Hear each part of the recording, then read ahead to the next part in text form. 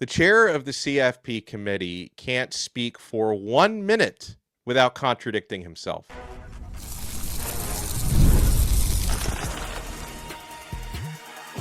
You are Locked On ACC, your daily podcast on the Atlantic Coast Conference.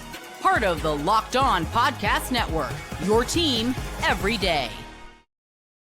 Shout out to the everydayers, and thank you so much for making Locked On ACC your first listen. We're free on YouTube. We're free wherever you get your podcasts. We're part of the Locked On Podcast Network, now the #1 sports podcast network, your team every day.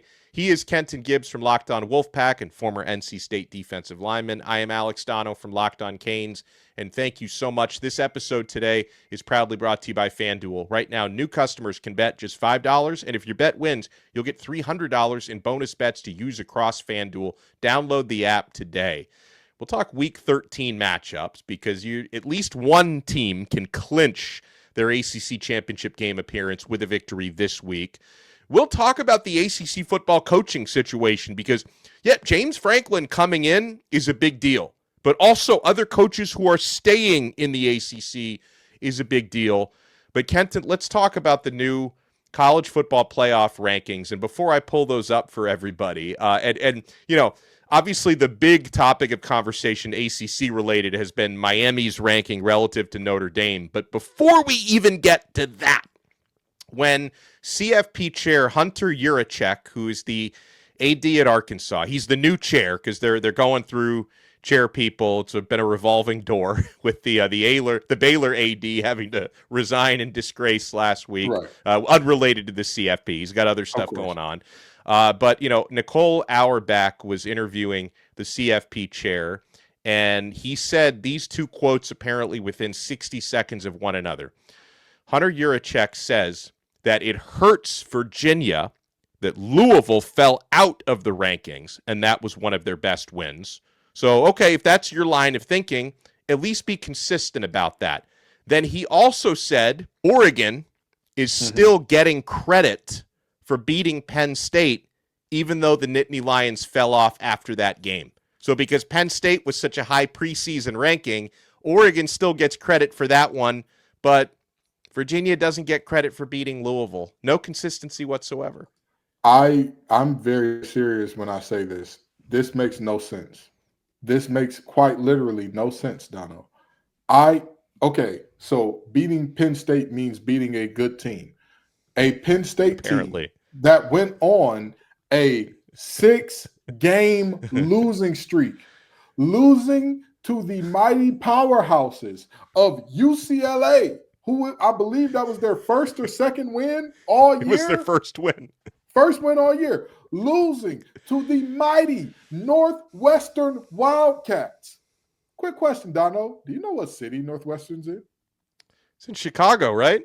Correct. You're a college sports maniac. Many people in ACC country have no clue where that place is. You know why? They've never pitched a drop at any sport that's relevant to the people down here. Never. Right. And then you go forward and say you lose to Iowa, you get your doors blown off by Ohio State, you play Indiana close. And that's a quality win. That's a quality win. With all due respect, Louisville has a better resume than Penn State by a mile. It's not particularly close. I'm sorry. Beating Nevada, FIU, Villanova, and Michigan State means something. This ain't basketball. I'm sorry. Beating those schools means Jack Diddley. I was about to say something to make us lose our clean rate, but I can't mess up the money. This here is the type of stuff that I'm talking about when I say that the committee doesn't even try to hide their bias. They don't even attempt to hide their bias. And then, Donno, you let me in on something very interesting about the head-to-head matchup thing that I want you to get into since your team is the one hurt by it. Explain it to the people. All right, so, everybody knows Miami and Notre Dame right now, they're both 8-2, but Miami's got a head-to-head win against Notre Dame. But the committee is clear to point out, Notre Dame's been a lot better since then, and Miami had their struggles. They lost 2 out of 3 games late October, early November. So, the vibes haven't been as good for Miami. But then, of course, people, and not just me, and, I'm a little bit of a Miami homer, I admit. But, now even Paul Feinbaum is now saying this, which is crazy that he and I now agree on something, which never usually happens.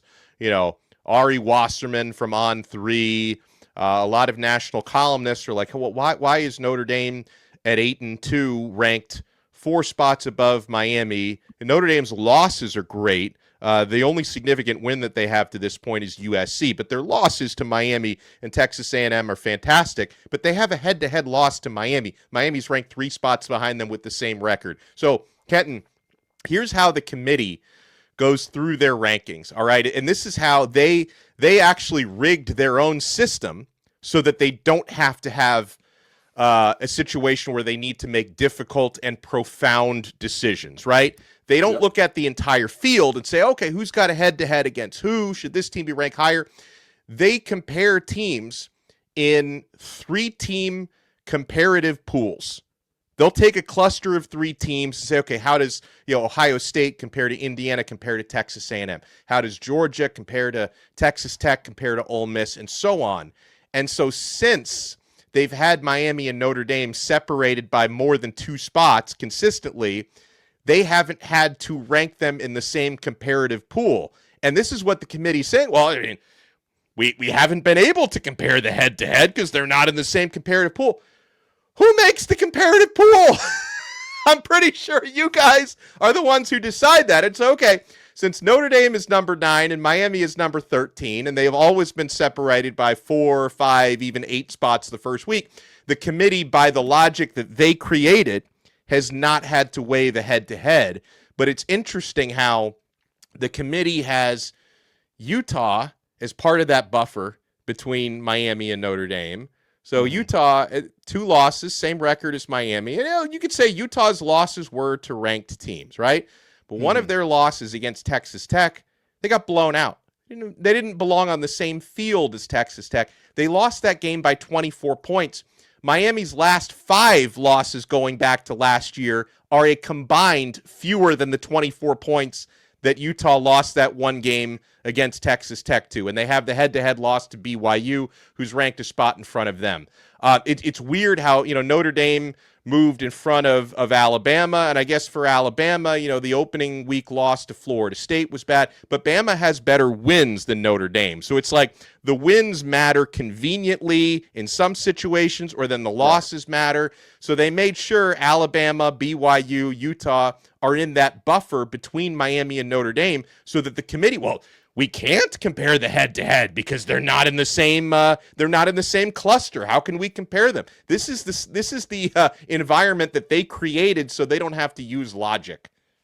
Donno, I want to know, and I'm not joking when I say this, what metrics were used to rank Utah at 12? I want to know. Because according to ESPN, by their own metrics that they create, Utah is not only behind Utah is not only behind Miami, they're also behind Georgia Tech in terms of strength of record. Right. Well, of course, it's got to be the FPI then. The FPI is what's given it. But how is the FPI created? It is based on your rankings. Right. Your rankings factor in to the football power index. The football power index is not completely detached from a team's rankings. It just isn't. That's just the way it goes. Well, then we say they must have a strength of schedule, Donald. That's what it is, right? It's got to be something. Their strength of schedule is clearly wrong. Wrong answer, forehead. They're behind Miami in that as well. So they're behind them in strength of record. They're behind them in strength of schedule. They have the exact same record. And yet somehow, we are sitting here saying to ourselves, well, we're looking at this Utah team and they've got so much going on. Oh, Utah's so good because they've beaten so many good teams, Donno. Their only win over a team that is currently in this here top 25 is over number 25. And guess who was playing quarterback Jeff or Sims. Jeff damn Sims, ACC legend. Really, if we're being honest, ACC castaway. Jeff Oh my Sims. God, yeah, he's terrible. He's been playing college ball for like 10 years, and he's been bad for all of them. Let me tell you something. That's the only man that looked at McCormick and said, I could teach you how to game the system, buddy. You going to learn your ways on how to get extra years from me. This is a sin, a shame, and a travesty. And I'm not joking when I say that, because I'm so confused as to if the metrics say one thing and the eye test says a thing. Why are we still sitting here pretending? Oh yeah, this is something other than what we know. Well, Donno, it's about game control and style points. I'm sorry, you don't think that Miami earned some game control and style points in this last game? Whooped the wheels off of NC State. Sorry about that, by the way. Hey, don't apologize. Don't apologize. You did what you had to do. And yet we're still sitting here playing this game of, well, Utah's really good. They're good for goodness sake. I need it explained to me like I'm a fifth grader. The only time they were on the field with another currently ranked team, the two times, they lost by 24, lost by 3. That's it. Right. That's it. So I think it's really a travesty that this happens. And Donno, this feels like when you asked your parents a question when you were a kid, you were like, wait, why can't I do this? Or why is it this way? And it's because I said so. This is just because I said so with extra words in between.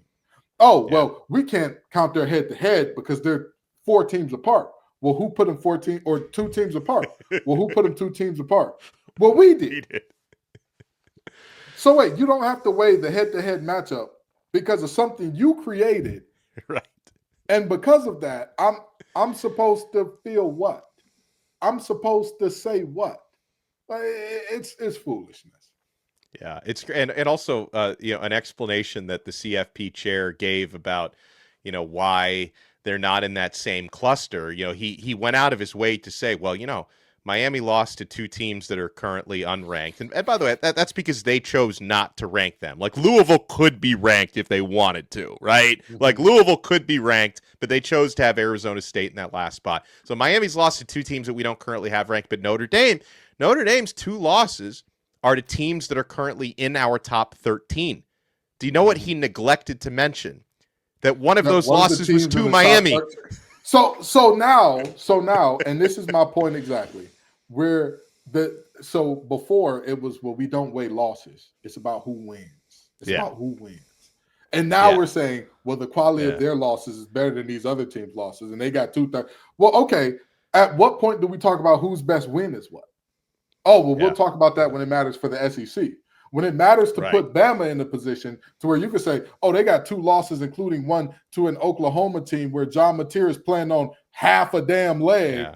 When it matters for them, we could say, well, that Oklahoma loss ain't that bad because they beat Georgia. They beat Vanderbilt. They beat Texas. They beat this team. They beat that team. But then when it comes to Miami, for whatever reason, now all of a sudden losing to Miami means more than Miami beating the team that lost to them. Exactly. I couldn't have said it better myself. I don't, again, I wish that they would just be more paternalistic and say, these are the rankings because we said so.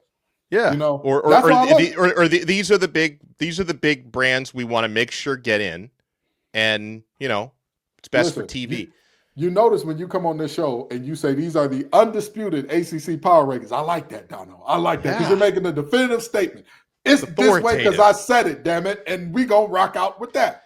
As opposed to the committee that keep lying to people and throwing in all these extra words of, oh, well, we couldn't figure out, and they're 2 teams apart, but we put them 2 teams apart, and we just can't compare. And, losing is better than winning now, and up is down, and left is right, because the committee says so. Oh, man. Well, there's some conversations we need to have. First of all, James Franklin now being in the ACC. Not only that, but keeping certain coaches in the conference. What does that do for the profile of the ACC? But also kind of sticking with this Notre Dame theme, is there a problem with this ACC Notre Dame scheduling agreement? You want to keep it locked right here. It's Kenton Gibbs from Locked On Wolfpack. I'm Alex Donno from Locked On Canes, and we're only getting started on this brand new episode of Locked On ACC. Guys, the NBA is back, and there's no better place to get in on all the action than FanDuel, the official sports betting partner of the NBA. Even if you miss the start of the game or you just want to ride the hot hand, FanDuel has live betting on everything from who will score next to fourth quarter comebacks. Plus, you can even combine your live bets into a same-game parlay for a shot at a bigger payout. It keeps every game exciting, especially when your team's making that late push. Right now, FanDuel is giving new customers $300 in bonus bets when your first $5 bet wins. So head to FanDuel.com to sign up and play your game with FanDuel, the official sports betting partner of the NBA. Thank you so much for making Locked On ACC your first listen. For your next listen, check out our other shows. Kenton Gibbs and Grayson Boone do an awesome job on Locked On Wolfpack. I host Locked On Canes. So a conversation, not only are Miami fans starting to have this, but I think other ACC fans are starting to have this. And okay, so playing Notre Dame in your football schedule, there is an obvious benefit, and I'm not going to ignore that there's going to be a lot of eyes on your game, right? It's, Notre Dame's one of the most viewed teams in the country. It's going to help you put up ratings and all that. But there are clearly negatives to playing against a team that is a member of the conference in every sport but football. So, obviously beating them does nothing for your conference ranking. And I think Pat Narduzzi figured that out, right? It's why Pat Narduzzi said, hey, we should lose this game by 100. They didn't quite get there, but they did lose convincingly to Notre Dame because it doesn't matter for our conference schedule. But then in the case of Miami, and I've noticed other ACC fans taking notice, if beating that team doesn't help you, and then if losing to them clearly would have hurt you, and them actually losing to you somehow helped them, a lot of Miami fans. Now, listen, Miami versus Notre Dame historically means something to me. That used to be an annual rivalry when I was, a little toddler and all that, and there's history there. But if scheduling that team does nothing for you and even hurts you if you beat them, doesn't help you by beating them, then I don't have a lot of motivation to ever put them on my schedule again. Well, here's the problem, Donno. It's not supposed to be that way. It's not supposed to be that way. If we had just a shred, and by a shred, I mean just the thinnest of amount of objectivity in these rankings, there is not a world where that game does not benefit you. Yeah. Like you said, Donno, the thought is, well, their losses are the two top 13 teams. Well, so Miami's really good. We agree, right? Right. Yeah. So, no, they're really good when it comes to who Notre Dame lost to. They're not really good in terms of just them on their own merit. What? Oh, we're such a quality loss, but we're not a quality enough loss to be within a couple teams here. It's Donno. I get where Miami fans are coming from. However, I'll say this too shall pass because there's going to be an impasse in these next couple of years because you cannot keep doing this thing that ESPN is doing right now, where if you have watched an ACC game on ESPN, what conference is all the commercials for? SEC. And they do segments, and not just commercials. They do segments during ACC games where they're like, let's break down the SEC standings. Why? During an ACC broadcast? And mind you, during one of the most competitive ACC races in recent history. Yeah. We have four one-loss teams in terms of conference losses going into the last 2 weeks of the season. This is unheralded. This is unheard of in the ACC.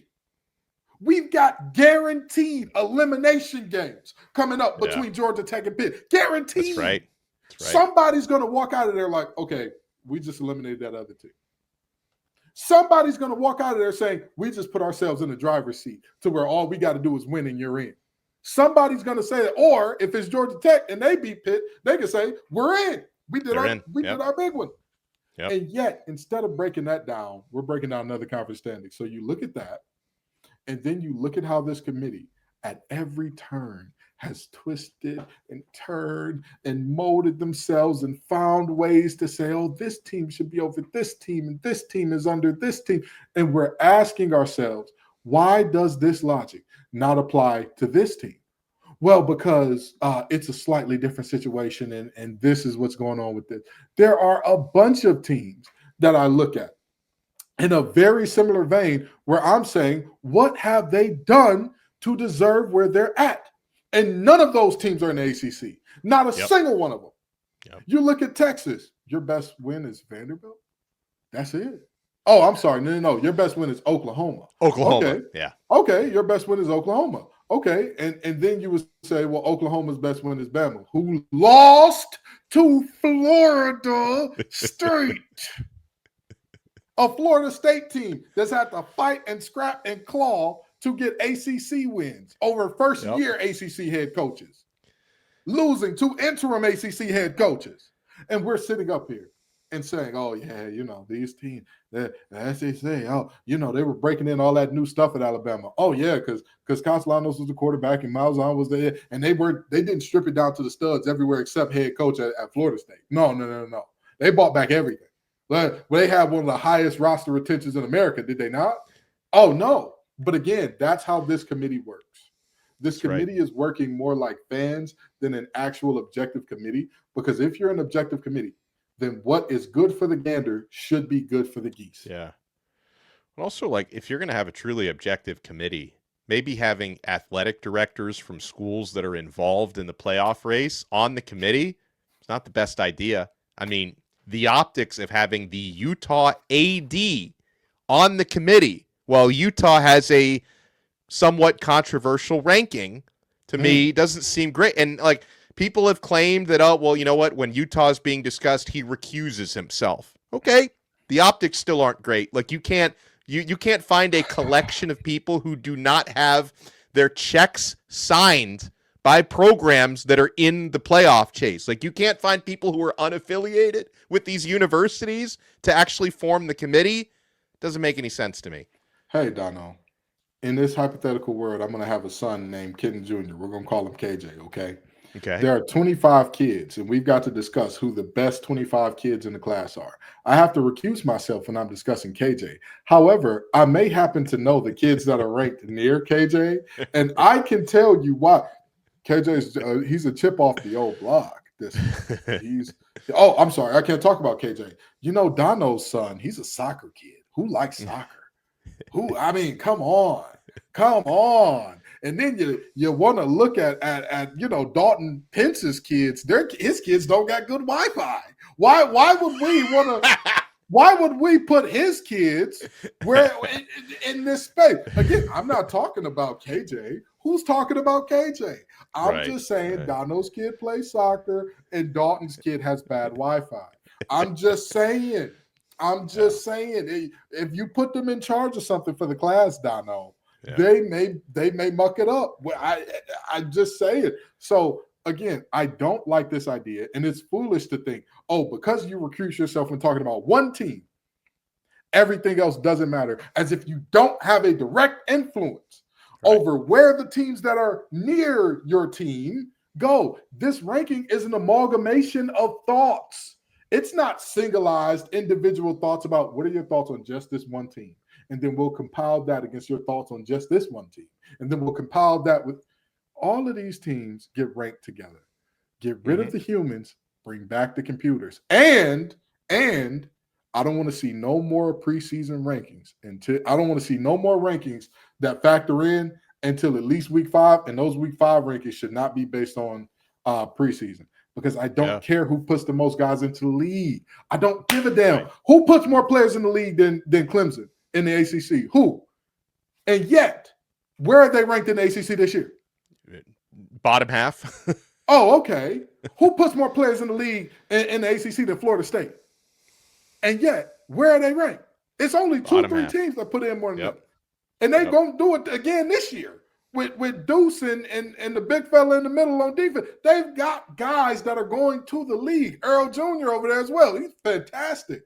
That guy. But guess what? a few fantastic players a great team does not make. And now we're getting guys like Kiffin saying, well, we should let Vegas decide. Yes, because we know how well Vegas picked the Heisman odds. We know how well Vegas picks preseason teams. Penn State and Clemson were odds-on favorites for the national championship. They were odds-on favorites. Yeah. But we should let them have that. Man, get out of here. It should be decided on the field. Who is winning when you line it up? Yeah. You mentioned the name Lane Kiffin, and it reminds me, we wanted to talk a little bit about coaching. James Franklin arriving at Virginia Tech to me is very significant. I mean, you think about the state of that football program since the Frank Beamer glory days, right? To be able to get, and I get it, like James Franklin hasn't been perfect. People will bring up his record against top 10 teams, but I can't imagine where Virginia Tech's program is right now, them being able to hire someone better than James Franklin or as good as Franklin if he hadn't taken that job. This is a home run hire for them, and the opportunity for Virginia Tech to have a program builder like him, right? Because even if Franklin has had trouble getting from point B to point C, but I can't think of many people better than getting you from point A to point B in terms of upgrading your recruiting, building your roster, building your program. All those kids in the DMV area that Virginia Tech has missed out on in recent years, you're not going to miss out on nearly as many with James Franklin, who's already proven he can recruit that area. And by the way, if you haven't noticed, the majority of Penn State's 2026 recruiting class, some of them have already landed at other places, but the majority of them have either decommitted or reopened their recruitment. I would expect Franklin is going to be landing some of those players, taking them with him to Blacksburg, which is going to be big for Virginia Tech. And Kenton, it's not only the addition of Franklin. You think about other coaches like Jeff Brohm at Louisville, like Rhett Lashlee at SMU, Brent Key at Georgia Tech, who have been linked to other jobs. 2 out of the 3 have already signed extensions to stay where they are in Brohm and Lashlee, and it doesn't seem like Key is going anywhere either. So the ACC is not only gaining a very good coach, and maybe I hesitate to say the word great, but he's great for Virginia Tech's situation, and the ACC also seems to be keeping their top football coaches, which is massive. Absolutely, and I really and truly think that we're overstating how bad James Franklin is against top 10 teams, because how many coaches have great records against top 10 teams? Yeah, fair. Like how many? Jeff Brohm. Jeff Brohm has a better record against top 10 than he does unranked. and watch this one, Donno. Watch this one. So James Franklin is 16% in top 10 matchups, 16% winning percentage. What do you think Mario Cristobal's record is against top 25 teams? I recuse myself from answering that question. He recuses himself, ladies and gentlemen. Well, it's 30%. It's 30%. Yeah. No, when you play good teams, it gets harder. And mind you, that's Cristobal's record as a head coach, period. So that's not just at Miami when they were talentless and didn't, the cupboards were very barren. But this is his career overall. So this is not a knock on Cristobal, by the way. I want to make that clear. I think Cristobal is a really good coach. But what I'm saying is the thought that 16% against top 10 teams, if your name ain't Jeff Brohm, how many guys are doing it better? If your name ain't Kirby Smart, how many guys are doing it better? Your name ain't Dabo Swinney, how many guys are doing it better? How many? Point them out. Jeff Kinney is beating a bunch of top 10 teams? No, I don't think so. Is Narduzzi doing it? No. Is Doran doing it? No. Oh, well, they have different resources than Penn State. Yeah, sure. Look at the guys who do have similar resources. Is Sharon Moore doing a lot better? Harbaugh, was his record a lot better? He was almost run out of town until some changes happened in that program. Well, some signals were stolen. Hey, Donald, I don't want to give anybody mixed signals about what's happening here because somebody may steal them. But the reality of this thing is James Franklin is a fantastic coach, and I think he's going to get a lot better. And I want to throw another coaching question at you that maybe we can finish this thing off with. Yeah. Lane Kiffin is a name that's up for a bunch of jobs right now, and most of them being in the SEC. But when we come back, is there a chance that Lane Kiffin looks at Florida State? And does it make sense for any party involved? Because I just want to know, because Lane Kiffin gets linked to every job. So we got to ask about our top job available in the ACC, or that'll probably be available coming up very shortly here. Well, I've got some thoughts on Lane, so let's answer that when we come back. You want to keep it locked right here. We're not done yet on this brand new episode of Locked On ACC. Folks, you know we're not done with Game Time. This is the only ticket app that Kenton Gibbs and I use. College football's back. Tailgates, rivalries, the energy in the stands, there's nothing like it. But let's be real. Actually getting tickets can feel like more of a battle than the game itself, with endless queues, hidden fees, prices jumping at checkout. That's why we use Game Time, the app that gives the advantage back to the fans. It's the easiest way to score last-minute tickets at the best prices with no surprise fees. What you see is what you pay. Folks, the app makes it super simple. You can even see the exact view from your seat before you buy. Honestly, it's faster, it's cheaper, and it's less stressful than any other way I bought tickets. So take the guesswork out of buying college football tickets with Game Time. Download the Game Time app, create your account, and use code LOCKEDONCollege for $20 off your first purchase. Terms apply. Again, that's promo code LOCKEDONCollege for $20 off. Swipe, tap, ticket, go! Download Game Time today. Thank you for making Locked On ACC your first listen. Kenton Gibbs and I here with you. All right, so KG, Lane Kiffin. It's crazy because he's going to coach like 3 or 4 teams next year, right? He's been heavily linked to the Florida job. He might end up there. He's been heavily linked to the LSU job. He might end up there. It was even at the point where he sent family members on Sunday, right after beating Florida in Oxford. He sent family members on Sunday to scout out Gainesville. Then he sent family members on Monday to scout out Baton Rouge. I don't know if he didn't think people would realize that like his ex-wife and kids were out there. I feel like Lane enjoys trolling even more than he enjoys winning. Like he really seems to enjoy his name being in the news constantly, but there is a real chance that Lane is going to take another job and possibly not even coach his team who's going to be in the college football playoff. Like he might, if he decides he's leaving, Ole Miss might nudge him out before the Egg Bowl, to get a jump on their coaching start, or right after the Egg Bowl, which is the end of the regular season. So it's like, it's crazy to me how Lane, like every coach at this level, you're trying to build towards the point where you get into the college football playoff and you have a chance to win a national championship. And what has he been, 6 years now at Ole Miss? Has finally reached that point where they are, barring a complete collapse, they're going to be a college football playoff team. And you're about to give yourself that opportunity to be a national championship head coach at a program you have built. And he might walk away from that to go coach another program who's not currently CFP level. And again, like, I get it, the long-term stuff comes into the conversation, but short-term or long-term, Lane is in a really, really good place right now. And if he decides another spot is better, he might just cost himself a chance to coach a national championship winner right now. I want to give Lane Kiffin a reminder from T-Boz, Chili, and Left Eye. Don't go chasing waterfalls. Just stick to the rivers and the lakes that you're used to. And what do I mean by that? You are taking your team to the playoffs and you're leaving saying, oh, Florida's got greener pastures. They got more money. Hey, this is going to be great for me. Brother, how much money do you need? How much? Yeah. And I'm going to also look at it this way. A bird in the hand is better than 2 in the bush, because when's the last time Florida kept a damn coach? When's the last time? Yeah. You are a god down there.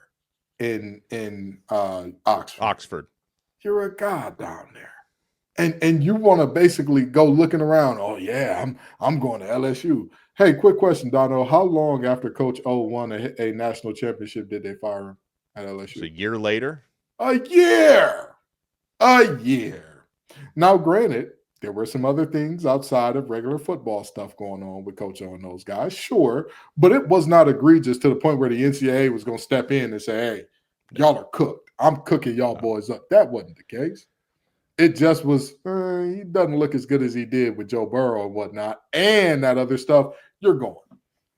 Florida ain't kept a head coach since Urban Meyer. Ain't kept one for at least 4 to 5 years.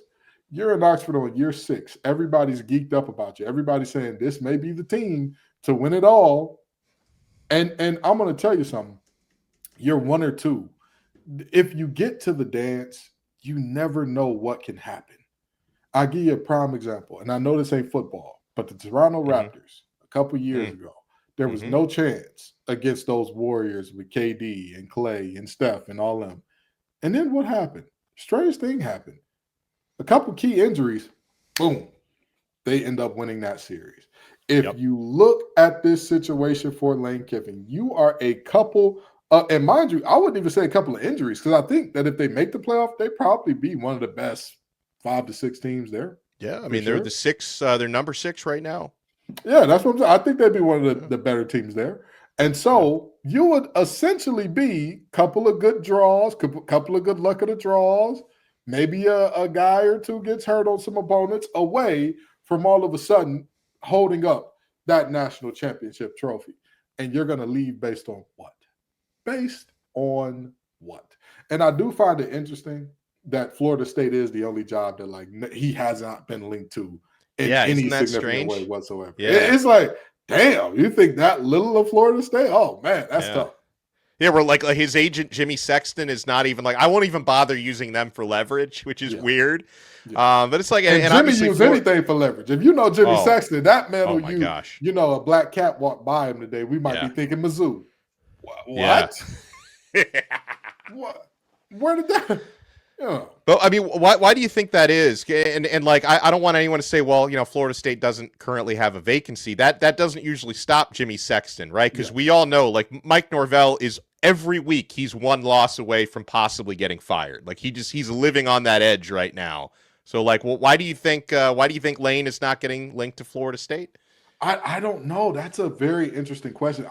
I think it's legitimately he has no interest, and I think beyond that, it may be a situation where financially they can't compete with what LSU and Florida are putting down, which is confusing to me, because if I'm at Lane's point in my career, like if I'm a young coach, right?